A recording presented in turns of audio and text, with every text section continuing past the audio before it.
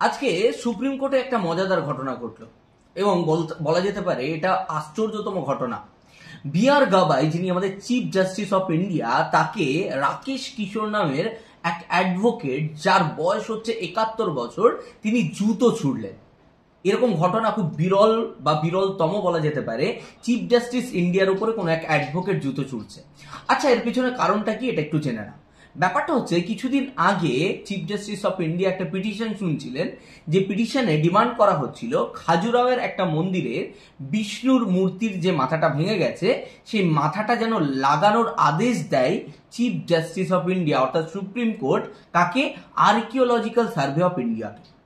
কিন্তু তিনি সেই পিটিশনটা খারিজ করে দেয় এবং সেই ডিমান্ডটা মানেন না। যেটা বলা যেতে পারে, এটা আমরা সকলেই জানি যে সরকারি টাকায় বা সরকারি খাত থেকে কোনো রকম মন্দির, মসজিদ বা গির্জা বা কোনো রকম ধর্মীয় স্থানকে রিপেয়ার করা বা তৈরি করার যায় না। এইবার ব্যাপারটা হচ্ছে, কিন্তু এই যে রাকেশ কিশোর, যিনি অ্যাডভোকেট, তিনি কেন রেগে গেলেন?